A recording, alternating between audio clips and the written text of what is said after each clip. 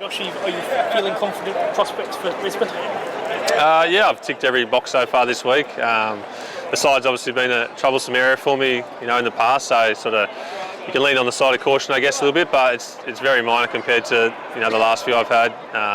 Obviously got Scotty there who does a fantastic job every time he plays. So I guess that sort of makes a little bit the decision easier sometimes. You sort of got to be pretty much 100% to play, and if not, Scotty's there to go. So yeah, it makes it a bit easier. Pat said you and he sort of looked at it during the Perth test, and you were aware that if you push through it, it could add weeks to the possibility of how long it take to come back. Yeah, exactly right. I think I've probably done that in the past. I remember the time in quarantine before the Ashes, I probably pushed it for quite a while, and then the time against the West Indies, I think it was in Perth. I think Pat did his quad and we had to bowl a few more overs, so it sort of feels every over you bowl in that situation sort of adds another few days every time. So yeah, lucky enough to be able to pull up a little bit earlier than scheduled. So yeah, it feels very minor, and this week has felt pretty good so far. Sort of explain what it is, how does it actually work? Sorry? How does it work? Just a side strain of sorts? Yeah, it's not necessarily your typical side strains, which I've had a couple in my career. You run in and bowl one ball and you just grab your hat and you're off and you're out for 6 weeks. That's not that sort of side strain. It's from sort of repetitive use, and I've got not much room in that side between the bottom rib and the hip. So yeah, it's been a bit of it's caused me a lot of trouble, I guess, over the last few years. But perfect prep this year and played the Shield game and ticked all that off, and I was very happy where I was, and it sort of still happened. So I was a little bit pretty annoyed there for a few days, but there was plenty of meetings and stuff from CA's point of view, and physios, doctors, all that stuff. So we'll come up with a few options and see if we can stop it from happening again. A day or two before the test, bowling at a reasonable clip out in the middle. A, how close were you to actually playing? And B, was the tight turnaround between tests a factor in the thinking then, between here and Brisbane? Yeah, yes and no. I think if this was the last test of the summer, I could have potentially ran the gauntlet and played. I think I would have been in a pretty bad state by the end of the game, even though it was only a short. Just wasn't quite right, I don't think. Only bowled off maybe 3/4 that day, and then bowled again day one, and we'll bowl again tomorrow. So yeah, tomorrow's a sort of big day and 2 spells and all that sort of stuff, and tick a few boxes. Josh, were you a bit surprised to be the starting point for a discussion about how united or otherwise the team was? Yeah, a little bit surprised. Walking out of that press conference was, I thought nothing of it. It was a normal one for me, and yeah, I was pretty surprised how things ended up. But I think obviously the dead air there for a while was 10 days between games is something to talk about. But yeah, I think that stuff's all done now. On that turnaround, Josh, did the longer turnaround help you all just to decompress after that defeat? And on the flip side, having got a big win here, does the shorter turnaround maybe help you carry that into Brisbane momentum? I think you can make those arguments with a less experienced team. I think we've played enough cricket now, at this level. We've been together for a long time now, and ups and downs, and whether it lasts 10 days or 3 days, I don't think that really worries this sort of team. But I think I definitely see that point, with a young, inexperienced team, and so long between games after a heavy loss could cause some issues. But I think this team's very level and stays relaxed pretty well.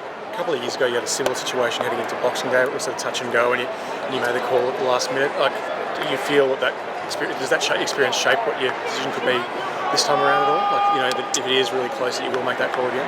Yeah, I think with history with this one, I think I'm very well aware of the area and how the feelings are and what sort of pain it is and how I can get through sessions and what that means. So I'm very experienced with this one, and I guess that makes my decisions a little bit easier, and I know what I can get through and what I can't, and if I'm ready or not. So yeah, I guess that experience is the positive in this regard. Yeah. Is it a good trend for the bowling group that you've kept India down basically 3 innings out of 4, and the other one was probably just from a short turnaround of the game?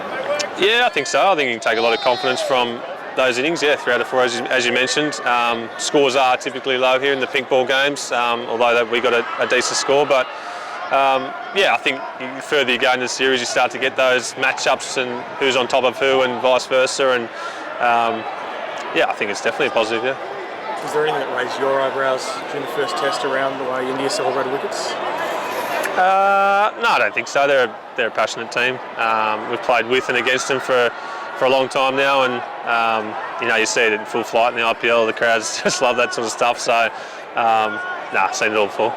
Perhaps a surprise that something with Brisbane last year. Does it pose any differences, so to go from here to Brisbane? In terms of, This is a big game. I think, yeah, I think we always play pretty well in Brizzy. I think the last test was obviously pink balls, a little bit different up there. The pink ball gets quite soft in Brisbane quite early on, with the wicket being quite hard. Doesn't have that thatchy grass that we see here at Adelaide. So back to the red ball there, which I think suits us. We obviously haven't won recently up there, but I guess it's a place we like to play. It suits our guys. Again, it's an experienced team, so we've all been there before a lot of times. Yeah, it's probably more just the time difference, the going from day-night, sleeping in, your sleeping patterns, getting that adjusted, so getting back on track. Just wondered about you guys and Coley. Is it a situation where you've faced him so often, it's almost like he knows where you're going to try to bowl, you know where he's going to try to hit or not hit, and it's just a case of whether the conditions vary it or whatnot? Yeah, I think it just comes down to who executes well on the day, whether he leaves you well until the ball gets soft or someone else comes on the bowls and doesn't bowl quite well enough. I think there's a lot of matchups like that throughout international cricket. You know, we've played each other so much.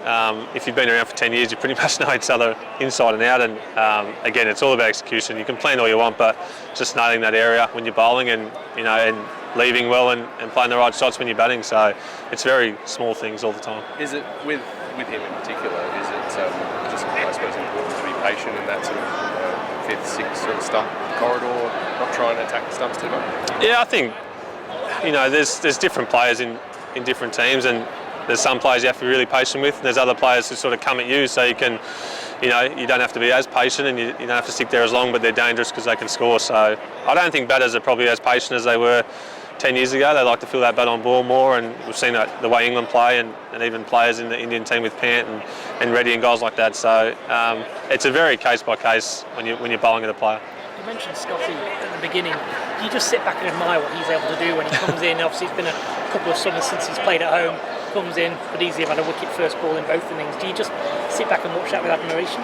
I do, yeah. It's I think just the admiration is he just sticks to his guns. He does his job.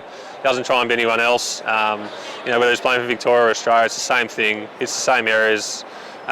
We've seen him take multiple wickets in overs. So I think once he gets on a roll, it's just bang, bang, bang. And in these conditions, pink ball under lights, there's not many better. You've been through a few of these side issues before. Tomorrow when you do your session, is it have you hit top speed, or is it being able to come back after a spell? What's the sort of things that you know that you're right to go? Yeah, a bit of both, really. I think the session will be right. I think it'll be how I pull up in the 24 hours following it, really. So it's just that repetitive, obviously 2 spells, makes a big difference of cooling down pretty much fully and then going again in the same day, and the intensity's got to be right up there as well. So a few boxes to tick tomorrow, but again, it's probably the 24 hours that follow, pulling up again the next day and thinking, yeah, I'd be right to go again if I had to. How's Nate going with his workloads after he's over? Actually shook my hand earlier and said, I had the same week as you. I said, no, I actually bowled out of the day. So I think I did more than him. You play with Mohamed Siraj at RCB? Yep. Yeah. What's he like as a teammate and a guy behind the scenes, just giving you seen a certain side of him this week? No, he's great. I really enjoyed my time at RCB with Siraj. He's probably the leader of the attack there to a degree, and he loves he's another one who's a bit like Virat, very passionate, goes with the flow of the game, gets the crowd up, all that sort of stuff. Bowled some serious spells in the IPL in the last few years for sure, so he's just a good character, I think, and it's good to see sometimes. With this, I was just going to say, with the side, can you play golf with it? I think I'm booked in tomorrow, so hopefully pending on the session tomorrow, I'll get through that and then get some time on the legs walking 18, so full day of Test cricket.